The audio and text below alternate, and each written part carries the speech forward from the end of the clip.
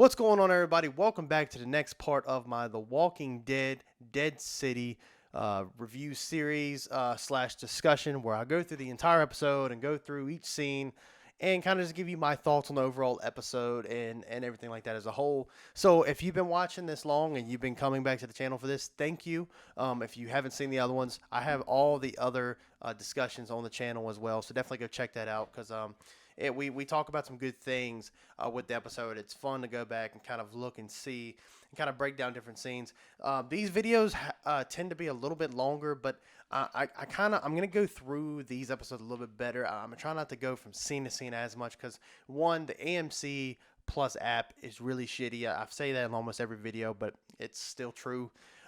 So I might just go through a couple different scenes that stuck out to me and kind of just talk about that, talk about the show as a whole, maybe some things that could happen with the characters, things like that. So if you like this kind of content, if you want to let me know down in the comments and leaving a like on this video, it really would make me let me know how you guys are feeling about this type of video. And sub to the channel. And with that being said, let's get into episode 5 of The Walking Dead Dead City. And this episode is titled Stories We Tell Ourselves. So I just really want to say it just off the jump. Like, I personally, these past 2 episodes have been underwhelming, to say the least. I've kind of expected them to be a bit more than what they are, as when it comes to story, when it comes to characters. I don't know. Like, I feel like I wouldn't say they're shitting the bed, but I feel like it's just very, very boring to me. Like, I found myself yawning a lot during this show. More than I probably should be, especially when you're at this point in the season. There's only 6 episodes. We only have one more episode left of this season. And I just feel like these last 2 episodes have really, really dragged and really brought the episode down. It started off strong, had some really good stuff going, a lot of things to look forward to, and then it just really, really started to mellow out. So that's how I feel like this show so far. I still like it. I'm still enjoying it. I'm still looking forward to see what's coming next, but I'm also keeping my expectations low because I feel like overall right now I've been having a okay time with it. But anyway, that's besides the point. Just kind of go through. We know where the last episode left off. Maggie and the other survivors they met in New York, including Jenny, who Negan was looking after. They go down to the sewers. There's always got to be sewers, and they kind of foreshadowed this. I believe it was the episode before this one when Maggie saw a sewer vent and you saw some gas coming out of it, and the one of the characters, and I don't remember what his name is. That's how throwaway these characters are. But the mixed guy, he comes over to her. He's with the other chick, and he comes over to Maggie and says, "That's methane gas." And immediately when I saw that, I was like, okay, so they're going to end up in the sewer at some point. And they do, and they actually go into the sewer literally in the next scene. But I knew there was going to be a little bit more to the methane gas conversation. So that's kind of what we're dealing with here.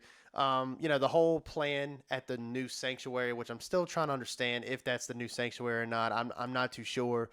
I thought it was, but I don't know. The way they let the walkers in to try to trap Maggie and the survivors, I'm not sure if that's if that's the sanctuary or not, because they kind of all packed up and left really, really quickly. So I don't know if that was just a front and maybe there's another sanctuary, or maybe that was a sanctuary and they just have a backup. So maybe they have some kind of contingency plan of some sort, because we do meet a character at the end of this episode that obviously has probably more implications than we would have thought. So they go to the sewer, and sewers are really it's a setting that's really, really overused in zombie apocalyptic stuff in general. I mean, look, I'm a huge Resident Evil fan. I'm an absolute huge Resident Evil fan, and I don't know if you guys are or not, but every Resident Evil game has to have a sewer section. If it doesn't have a sewer section, then the game's an absolute fail. So it's a very overdone setting in stories like this. So it's fine. I like the dreary, dark, damp atmosphere. Again, it goes post-apocalyptic stuff. Nice little overhead shot here. This dude's a real dick. I was saying in my previous episodes in this review series that I like the Marshal. I like what they were setting up with him, because I found his demeanor and his personality interesting. I thought that there was an interesting story to tell with him, and maybe there will be. I have every feeling to think that he'll make it through this season, and that'll be kind of interesting to see, if they do anything more with him. But right now, I just feel like he's not entertaining to watch, and now he's got Negan at harpoon point, I guess. No, harpoon gun point.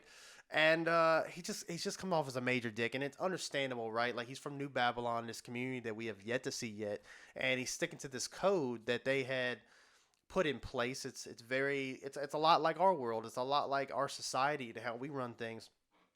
Um, and it's fine, but it's just kind of, we've seen that before. Like, it's in every like cop to criminal thing, right? Like, even if the criminal saves the cop's like, well, I still got to bring you in. One thing that comes to mind is like Fast Five with Dom and Hobbs, when Hobbs was actually intimidating and those movies were halfway decent. It kind of did the same thing. Like, Dom had helped Hobbs and they had a mutual respect, but Hobbs was like, you're still a criminal, I got to bring you in. And that's immediately what I thought of when I'm seeing that. And it's fine, but it's just really, really irritating for characters like that, because now you just immediately want to see them die.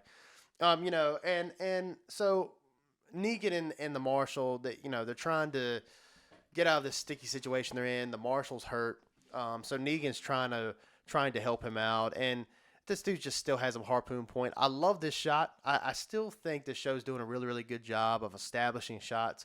I've seen somebody make I was watching someone else's channel who reviews Walking Dead stuff and things like that, and he was talking about how the show has a lot of establishing shots, but then doesn't do much with it.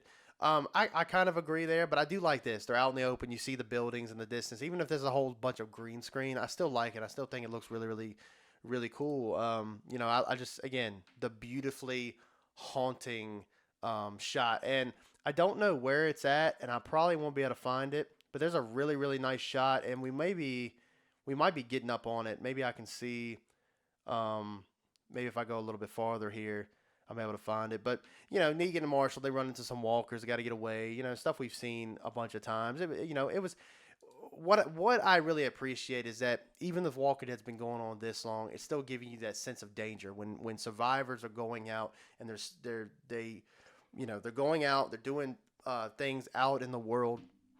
It's still dangerous, you know what I mean? Something that I feel like the Last of Us TV show didn't do well enough, in my opinion. And again, I'm not trying to shit on that show. I mean, I have my opinions on it.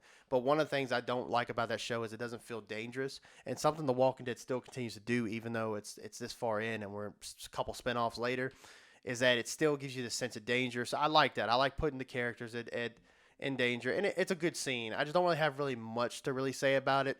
Because, we think Negan's going to die by some walkers. No, I do not see that happening. Sorry, I had to pop this stupid Norton protection on my computer. I gotta disable the freaking notifications.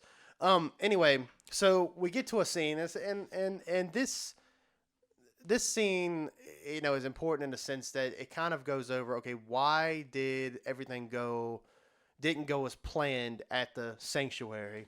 And you come to find out this dude right here, he pretty much set the whole thing up. He told the Croat they were coming, and people died because of it. And it was, and his girlfriend, and again, I don't remember what her name is, and I apologize, but she's really upset about it because obviously they were close to these people, but we just don't care because we don't really know them that often. So I was like, whatever. But he set the whole thing with the Croat. Pretty much that the Croat had promised him a boat if he brought the people to him, and him and his girlfriend could escape. And it was just like this whole little drama thing. It was fine, but I was just like, okay, it's whatever, So I didn't really think much of it, but really the best parts of this episode, I got an awesome Walker scene, awesome like dead scene, and it happens towards the end of the episode. It kind of ended really, really fast, and that's what really, really sucks. But it was a really, really cool shot, and so you got this little bit more drama stuff between him and his girlfriend. She is kind of annoying me a bit. Like, I understand her whole shtick is like she doesn't talk, but it's just kind of getting annoying. The fact that she's not even acknowledged. Like, Maggie's talking to her, and it's almost like she's like doesn't understand English. I mean, she does, but I don't know. It's just getting a bit much. Anyway, we're gonna kind of fast forward a little bit. Hopefully AMC doesn't crash on us that much, but really, it was a really before this scene happens. Negan and the marshal they walk into this room, and there's this Walker with like an axe hanging into his head. It looks like self-infliction, obviously. Really cool scene. There's a and I like subtleties where they're standing in the room and you see this Walker like pass behind them, and it's so quiet. And most of the time, I'm one of those that complain about it, like when a Walker kind of sneaks up on these survivors. Like you've survived this long, how are Walkers still getting the jump on you? You know what I mean? But it was really cool to see those kind of subtleties. Which leads into this next scene. Negan throws the Walker. He sees the Walker that I was just talking about. He grabs him, throws him at the marshal, and Negan runs away. Tries to get away from him because this dude's limping. I mean, there's no way he should be able to catch up to you. Negan really has all the power to run away and leave this dude behind, but he doesn't. Because that's just not who Negan is. If he was Negan of old, yeah, he would have left his ass behind. But this is obviously not the same guy, and much better for it. Yeah. So this is the big reveal. He tells him why he made the deal. Shit like that. So then we go to the Croat, and this is the first time you see the Croat in the episode, and I like the actress they picked in this part. I think she's in Ozark, I believe, but the actress that they use right here, she looks like to me she's kind of like Croat's boss, and you think the Croat is the actual big bad of the story.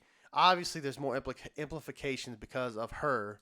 And I'm interested to see what that is because in this particular scene, she's telling the Croat like, "Where's Negan at?" Because the whole point of and we'll find out later in the episode is that there's a whole other scheme going on as to why the Croat's even looking for Negan in the first place. We think that Croat is going to try to kill Negan, but it's actually the exact opposite. She is trying to recruit Negan to whatever they have going on, the new saviors or whatever they're trying to do. Obviously, it's got to be something bigger. I'm kind of interested to see if any of this is going to link back with Rick. I don't know if it's going to, but I think that'd be really cool if it did. Whether it happens or not, I don't know. But we'll kind of skip ahead a little bit to the scene that I really want to talk about, and that is let's see if we can go a little bit farther here. One thing I will say is going back to Resident Evil. I like how Maggie looks in this episode when she takes off the vest or the jacket she's been wearing in the past few episodes, and she's wearing the tank top. She looks a lot like Jill from Resident Evil 3, mind you. Negan and the Marshal again, it's a good dialogue. It makes you like the Marshal a little bit more, but I'm still like. The Walking Dead's done this for years, where you have these two characters that are obviously on opposite sides, and then they have this really, really like deep conversation. And and the Marshal's talking about his brother and talking about how if what they're doing is black and white, or is there actually a gray area with how we handle things in this world? And you see Negan, he starts to get teared up because of everything that's happened, and it's a good little scene, but again, shit that we've seen a million times before, just with different characters. Let's get a little bit farther here. Negan gives him first aid, and I hope AMC is not about to crash on me, because that would not be convenient. So now I'm gonna pause it right here, maybe see if it'll refresh. But now we're about to get to a scene that I like the most. And if you really like creature features, man. This is what you want. This is what you want. Somehow or another, Maggie gets her foot stuck in a zombie, like some like it's a body laying there. She gets her foot stuck inside the corpse, and I'm sitting there like, how can you not pull your foot out of there? Like, think about it. These bodies have been rotting down here for God knows how long. The body decomposes. It turns into mush. They're just sitting there. How did you get your foot stuck inside of a dead corpse like that? She steps in it right here. I forgot. I'm letting it play. I'm probably about to freaking get copyrighted. But I think it comes up right here. She steps right in it, and she can't take her foot out. And I'm sitting here like, how do you get your foot stuck in that? I mean, I've never stepped in a dead corpse before. This is taking a little too long. Let me see if I can go a little bit farther here. Okay, so she gets her foot stuck, and then this is the coolest part, and I mean best part of the entire episode. I'm gonna kind of let this play out and just kind of talk about it. I love the atmosphere right here. Again, I talk about the sewer stuff has been done a lot. I like how intense it is. The way it's the music starts to ramp up, and she's trying to jerk her foot out the body. Again, I don't know why she's struggling so much, but I digress. But like she's trying to jerk her foot out the body, and the music is intensifying, and it's like it's ramping up. It's got a lot of shaky cam action, and I know why they try to use shaky cam in movies and TV shows to give it more of an intense vibe to it. I don't like it. Um, but when you see how big this thing is, and you see the multiple heads, you see heads coming out of the body, and it's so sick. And it's I mean, so one of the coolest designs period in the Walking Dead universe. It's right up there with me for Winston. If you remember Winston in the original Walking Dead series, where Rick he goes to the trash people and the trash people with Jadis and the community that lived in the junkyard, and she pushes him down into this pit, and there's like this walker with like spikes and shit on its head. It's got like this armor on and stuff, and I thought that was super cool design. This beats that. I think it's so cool. I mean, when you have to watch a scene to know what I'm talking about, but you'll see like it's really the walker, the dead is so huge, and then you start seeing the heads popping out of its torso, and I was like, that's awesome, and it looks mostly practical too, and I can really really respect that. So anyway, I kind of skipped over the scene, but Maggie gets up that ladder after killing the walker. I don't know how she killed it so quickly, but I'm gonna try to whatever. But after she kills the walker, she goes up the ladder and she sees written in blood on top of the. There's like a little like a hidey hole where Jenny had crawled through, and above it says liar, and she's referring to Maggie because Maggie was talking about what really happened and why she needs Negan, and she didn't tell Negan the truth.